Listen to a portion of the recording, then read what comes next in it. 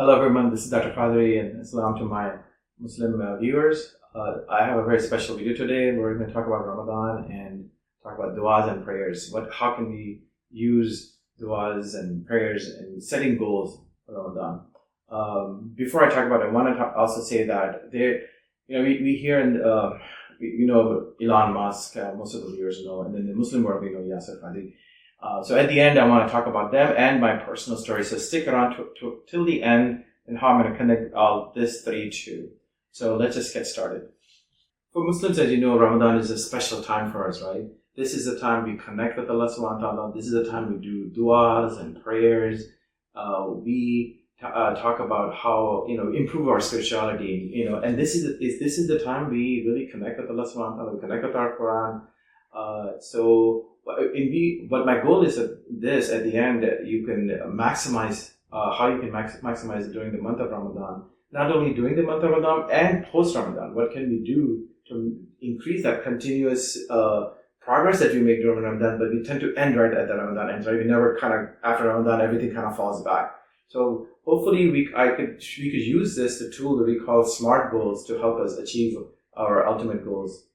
So what is a SMART goal? So before I talk about it, I want to say that our Rasulullah Sallallahu Alaihi Wasallam, peace be upon him, believed in doing our part and then praying afterwards, right? So that's the part I want to talk about, is doing our part. We do a lot of prayers and du'as during Ramadan, but we kind of slip off and we never act on those. So having goals will increase the chances of succeeding in what we have made, what goals we have made or du'as that we made. Submitting SMART goals will get you that appropriate action in place. A lot of times we have desires and wishes, but sometimes we don't end up implementing those desires and wishes. So, and then the other thing I've seen is we do a lot of du'as during Ramadan, and that's where it ends. We don't kind of follow through them. And then we expect our du'as to come true. Sometimes we say, I made all the du'a and nothing's happening. But the sunnah is that, yes, du'a is important. But if you notice in the history of our Prophet beloved, the Prophet, peace be upon him, sallallahu alaihi wasallam, that he first did his part, his action, and then he did dua. So I'm going to break the SMART goal into 5 categories. The goal needs to be specific, measurable, accountable, relevant, and time-bound. So what is a specific goal? So specific goal, it creates focus, right? And then, so it just prevents that vagueness that we have. So you know exactly what you're doing. And it just clarifies what it is. So you're not so like shooting in the dark. You know exactly what you want. Let me give you an example of a specific goal. We always hear that, hey, I want to memorize the whole Quran, right? And in the Quran, for Muslims, is the holy book. Just like for Bibles as Christian. So you want, people say that you want to memorize the whole Quran and then they get like, oh my God, it's so overwhelming. How am I going to memorize it? But if you divide the Quran, as you know, Quran is divided into surahs, and then those 8 surahs, and then if you just divide them into, hey, by next Ramadan, I'm going to memorize 2 surahs or 3 surahs. You make that goal during the Ramadan, you pray to Allah subhanahu wa ta'ala, and then you make that specific goal. So that would be one. Or it could be a goal, somebody, maybe want to lose weight or something, I'm going to use the other side. Then you hear that people like, I want to lose weight, but then they don't make a specific goal. So the specific goal would that be like, I want to lose like 10 pounds. And you can divide, like specifically, you're saying at 10 pounds, right? So you can have a specific goal. Not only this goal has to be specific, it has to be measurable, right? Because if it's just a goal and you can't measure it, it's hard to see if you're achieving it. So the measurable goal kind of tracks your progress. Yeah, and then if you can have like numbers or things like that, it's easy to measure, and then you can see especially if it's tangible, you can see you're achieving it, and then it kind of motivates you. Oh yeah, I did it. Again, it kind of gives you that accountability. So I'm going to go back to that memorizing Quran. Let's just say you decide to memorize a surah, and then what you can do that is you could divide that surah into even more ayahs. Ayahs is think of it as like for non-Muslims, like one line in a surah. Surah would be like a 1 chapter. It consists of 5 lines or 10 lines. So you can divide that into like a measurable, like I'm going to do 1 ayah a week. So that way when you have that, you can measure it. And then you know if there's a 5 ayah or 5 verses of a surah, then you've got that whole surah memorized in 5 weeks. So it's more measurable. You can look at that. Same thing again with that weight loss example. So you can use like a scale to figure out, you measure yourself on a daily basis, how much you're losing. So you have an idea. So your goal was maybe to lose 1 pound a week. And then you can constantly every day measure and see if you've lost that 1 pound. And then you want a goal to be more of a goal that it's more actionable. So what does that mean by actionable? So like you have some steps towards a goal, yeah, and you're creating little baby steps. So you're breaking those big goal into like a smaller goals. Coming back to the memorizing the Quran, like you can look at dividing the whole 5 ayah or 7 ayah or 10 ayah surah or a chapter into 1 ayah at a time. And so it's more attainable. You can say, I'm going to memorize this 1 ayah in 1 week. It's an actionable. So every day you're spending time to memorizing it. Same thing with weight goals, like I said earlier, just dividing into like 1 pound a week. And it's more, you're looking at on a daily basis, you're watching what you're eating, you're exercising, and then you're measuring yourself on a daily basis, but in a week you're looking at 1 pound a week. And the other thing about goals is that it has to be more relevant, right? A lot of times we think of goals, we have so many things going on in our life, right? And then our mind is so distracted. We're not so focused. So it has to be more relevant. So it's so that you can prioritize what that goal is. So then that way, then you can focus that time and energy in one place. You're not divided into 100 things. You're just focusing on one thing. So that basically the relevant goals kind of keeps you focused and motivated. And then so you don't end up spreading yourself too thin. So like, for example, I can come back to Surah, you're looking at what you're doing is when you're doing a relevant goal, you have 24 hours in time, right? And then you're busy, and then you have all these things you want to accomplish throughout the day. You have all these things you want to do. Then instead of what you can do is you can just pick a specific time during the day, like 10 minutes, 15 minutes, in the morning, after lunch. So that's your time you're designated. That's the time all you're going to do is memorize. You're not going to do anything. There's no other task you're doing. You're just doing that 10, 15 minutes specialized for that time memorizing. So it's more relevant in that specific time. The other thing about goals is very, very important that I see is we don't set a time to when you want to do it. Because that's why then we end up saying things that I want to do it, but then you don't have a time attached to it when you want to do it. It's more likely not going to happen. But if you have a time, what it does, it creates that urgency and focus. So that deadlines are not just for giving you pressure, but also that accountability that you're getting done. And also that you've seen yourself how you procrastinate, right? You're like, oh, I want to do this, but you never end up doing it because you just procrastinate, you just delay. But time gives you that urgency that you get it done. And that specific time, it prevents you from procrastinating. It's like, hey, I got this. I wanted to do this goal. I want to have this time. So you get it done, because you have that time urgency.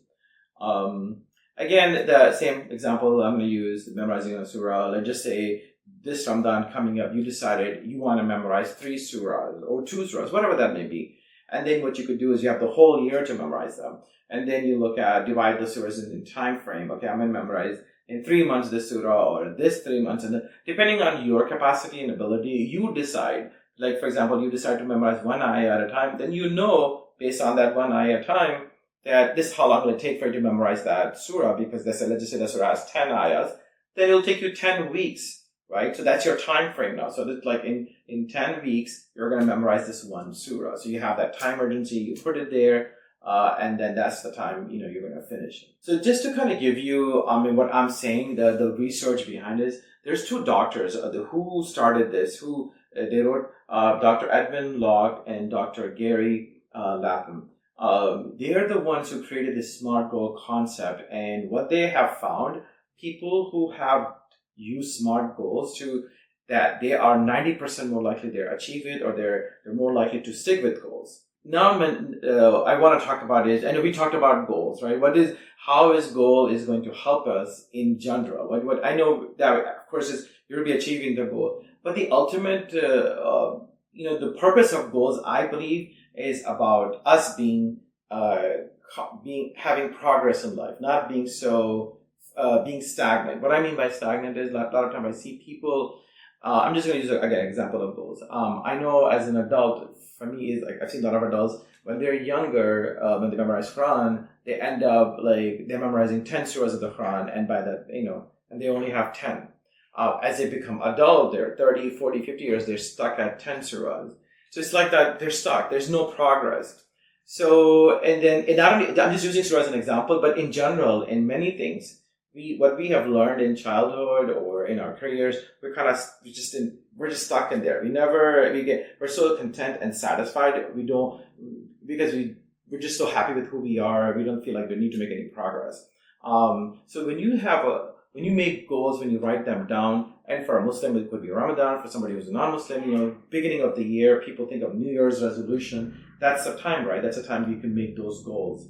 And that's a purpose of goals. So the goals prevent you from being stagnant, being stuck in one place. So I'm going to use the example of somebody who's stagnant is like that water. Like, if you see water it's just stagnant, it's in one place, it hasn't moved. You know what happens to that water, right?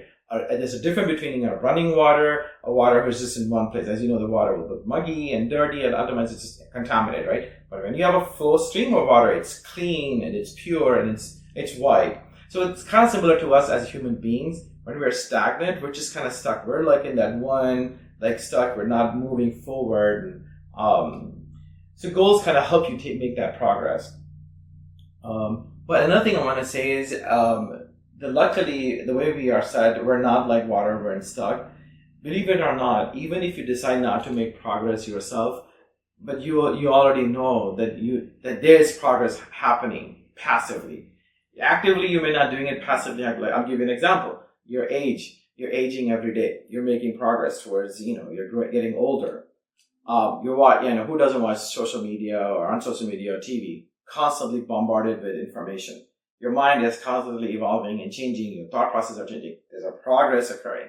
So you like it or not, progress is occurring within us. If we didn't, then we'll be like that water, that's the muggy water. So we're in the flow. It's happening, you like it or not. But what I'm trying to say is when you make goals, the progress is more active. It's happening. You are in control of your progress. But if you don't make goals, you're passively letting others decide what the progress looks like. You're not deciding. Others are deciding for you. That could be a social media. That could be people around you. That could be politics. And anything that you see or you follow, they're making that progress for you. You're not. So I believe, sometimes people get stuck on goals is that when they make a goal, they want to be perfect. They get so worried I'm going to make the goal. And they're worried about not achieving it or not achieving it the way they planned it. And then sometimes that becomes like an obstacle for them.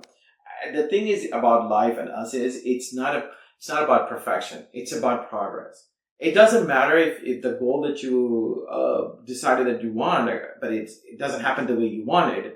But then the thing is when you the whole part that you're going through the goal process, you put the effort in, there's definitely a progress you've made from where you were, where you at the end. I'm just use the example. Like just say you decided to memorize 3 surahs from this Ramadan to the next Ramadan. What happened was because of life happens, things happen, you end up only doing 2. See, that's good. If you have not made the goal, you've not memorized any surah. At least you got 2 down. So then you just pick up there next Ramadan, you add that. The 3rd surah you didn't memorize, you put that there in your goal to achieve. Then you add 2 more to that. So then with that whole year, you can look at the progress. And then when you make a goal next time, then you can make a goal that's doable for you. Maybe when you were doing this Ramadan, you thought you were able to do 1 week a ayah. But you figured out that it's very difficult for you. You can only do 2 ayah a week. You could do only 1 week in 2 ayahs, not in 1 week. So then next year, then you improvise, and based on that ability, you're like, next year I'm just going to do 2 surahs, not 3, because it's not doable for me. So progress also kind of gives you where you are, and then you modify, and then you achieve goals. So it's not about perfection. But in our Islamic concept, we know that nobody's perfect. Only thing or being is perfect is Allah subhanahu wa ta'ala, right? God is the only one who's perfect. We're not perfect. We're just human beings. We are full of limitations. So we're constantly doing things in our abilities, based on limitations, and making progress and just doing the best that we can in our abilities. So when I said earlier, I'm going to connect the 2 leaders. I talk about Elon Musk and Yasser Qadhi. As you know, everybody knows Elon Musk. I don't have to say anything about him. But what is about him that I see, if you notice, recently he's got into politics. Whoever thought somebody in this kind of going into politics? And then he talks about it, and if you listen to his YouTube and read his book, it's all about progress with him too. He's not stagnant. He's always doing something. He's not like stuck. Oh, I've made billions of dollars. I'm number one. I have this and everything. But he's still like making progress. He's still making himself better. His company's better. Him better. Always looking for something. Like he just like constantly change. He's not stuck. He's not just like, oh, I'm done. No, I'm satisfied where I am. No, he's constantly changing, evolving, progress. And then the Muslim people, we know that Sheikh Yasir Khadi or Dr. Yasir Khadi, if you listen to his YouTube videos, if you know him, you see that he talks about progress within himself. He talks about how his views were when he first came out of his school in Medina, and then now where he's at. He said he's evolved since then. He's not like, he said, I used to be stuck in certain views and I've learned it from my school, but then he said, I do my own research. I've started doing. So as you can see, whatever he's learned, he's made progress from there. It's not like whatever he's learned, that was like a set stone. This is what I learned. This is it. No, he said, I constantly do research. If you listen to him, he's all about research. He's always researching, learning something new, making himself better, making whatever he's learned, he's improving from there. And if you watch his videos from in the beginning to now, they're much more in progress. So I was just saying, Dr. Sheikh Yasir Khadi, he's a leader, but at the same time, he's a leader that he believes in progress. He's constantly evolving, changing. He's doing research. He's either doing research or writing books or reading books. And then when you listen to him, you can tell that he's done a lot of work, made progress within himself, and brings new things to us, and then makes it easy for us to understand. And so that happens only if you are a person individually. You are making that change first before you telling other people to change. That's what I find. When I see leaders, it's what makes them successful. That's what I see the common theme with them. So my personal story is this. I started this YouTube channel about a couple of years ago, less than 2 years ago. The purpose of that for me, again, same. It's like I have a life and I'm very satisfied with family and being a psychiatrist and all that. But then I thought I do need to make progress within myself. So I started making changes using that goal concept, especially when it comes to Quran, spirituality, physical health, all that. So I wrote goals down, what I want to accomplish. And writing them down and then using the SMART goal concept, I was able to accomplish a lot more this year. If you follow my YouTube channel, you've seen it's grown in terms of, I have subscribers, and I have two. I started out with one channel, now I have two channels. One is like a Hindi channel and the other one is in English. Hindi channels, we have about 10,000 subscribers. In English channel, we have about close to 1,000. So we're growing every day. And then it's all about progress. And all I wanted was even just to make progress on a daily basis, do something. And then when it comes to spirituality, I made goals like, hey, I'm going to memorize. Like, I remember when I first came to, after my residency medical school, I came here to Dallas, moved here.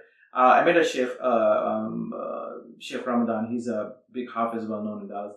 He told me, he's like, you should memorize Quran. And immediately I told him, what? I can't do that. This is like, that's not impossible. Immediately I rejected the idea in my mind.